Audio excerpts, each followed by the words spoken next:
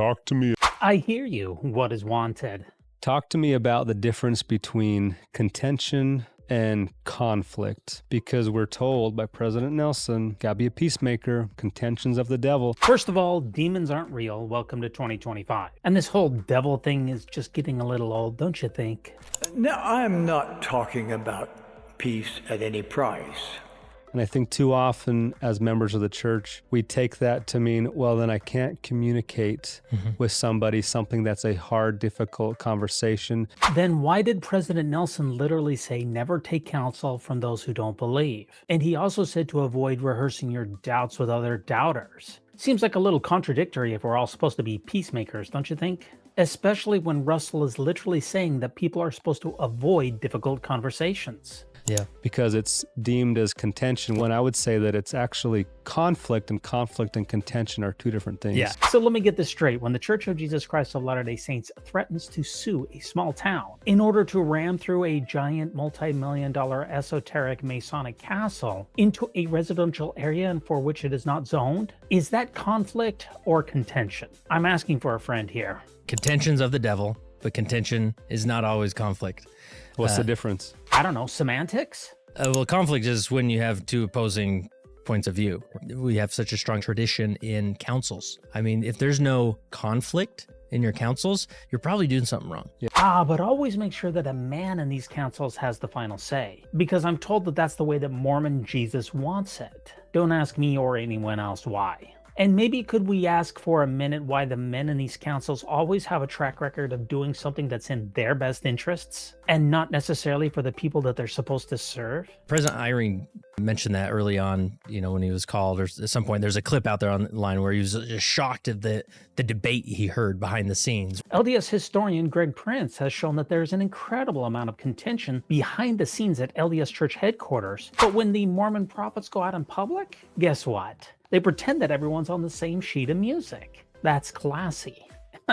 Makes me wonder if they're just acting for the cameras. When I first came as the president of Rick's College, I attended my first meeting that I'd ever been in, watching the general authorities of the church, the first presidency and others, running a meeting. Wait, were the general authorities talking about hoarding hundreds of billions of dollars? Or were they talking about covering up CSA? Inquiring minds want to know. I had been studying for the 10 years I was a professor at Stanford, how you make decisions in meetings, in groups. So I got a chance. Here's my chance to see the way the Lord's servants do it. Allow me to correct that for just a moment, Henry. This is your chance to see how Mormon Jesus' beloved greedy businessmen and blood-sucking lawyers decide who they're going to sue and when. And spoiler alert, the process is not nearly as divine as you were hoping for. I looked at it with my Harvard, Stanford eyes, and I thought, this is the strangest conversation I mean, here are the prophets of God, and they're disagreeing in an openness that I had never seen in business. Just when I thought you knew what you were talking about. Henry, I think you need to ask for a refund from your business degree from Harvard, because I think that they ripped you off. Dude, business disagreements happen all the time. Kind of like when you personally decided to form Ensign Peak, and the church's own internal auditing department warned you more than once that you can't obfuscate the church's wealth by lying to the members and the feds for generations. Yeah, business dispute. In business, you're careful when you're with the bosses, Here they were just, and I watched this process of them disagreeing, and I thought, good heavens. I thought revelation would come to them all. Henry is just beginning to understand what most of us have known all along. There is no revelation in the LDS Church. It's just a bunch of greedy, white, rich guys trying to hash things out. And maybe the revelation is just their egos trying to get into alignment.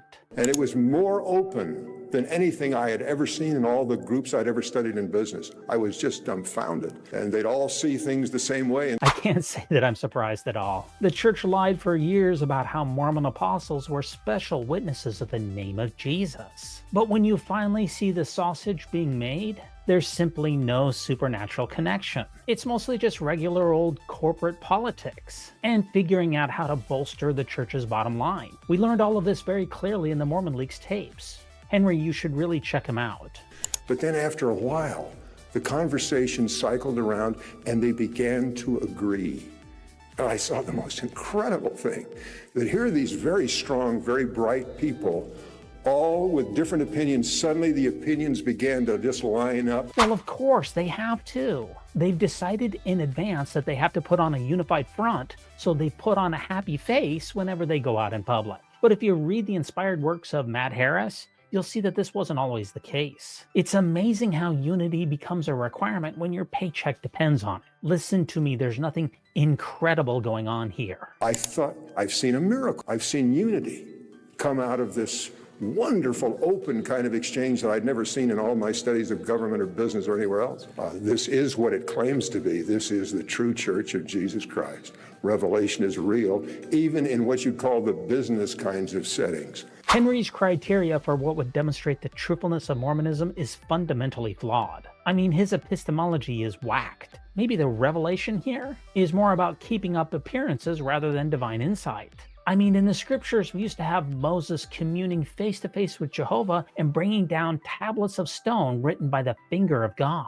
Now we just got a bunch of grubby old guys trying to hash out where they're going to ram through another esoteric Masonic castle. My, how things have changed. And so there's nothing wrong with that conflict of saying like, no, I see it differently. Well, it's funny that you mention that. You know, when you formed Ensign Peak in defiance of federal law and deceived generations of Latter-day Saints and the federal government about the church's wealth for generations, when you ordered your middle managers of those fake shell companies to lie on federal forms, 2 of them said no because they saw things differently. You know, because they had decent ethics and a good morality. And when they saw things differently, what did you do, Henry? You fired them. So much for a safe place for conflict. And I remember it's really important for a leader to facilitate that. Oftentimes as a bishop, I would say to my counselors, you guys, some of my favorite words is when you say, Bishop, I think I disagree with you. But if you disagree with the senior leaders of the church, you're going to get excommunicated. It's funny how that works, isn't it? The revelation only seems to work when you're towing the party line. The leader has to lead out with establishing that cultural norm of like, no, we disagreed here and that's okay because revelation is spread among us. I think that's Elder Bednar. Unless your personal revelation conforms with what Henry himself personally teaches, then sorry folks, your revelation is bunk. The only spiritual insights that are allowed are ones that conform with the manual. That's not a revelation, dude. Get a clue. Conflict would get awkward, but it's actually necessary to reach deeper revelation. If your revelation needs to be backed up by 15 other guys nodding in unison, it's probably not the divine kind.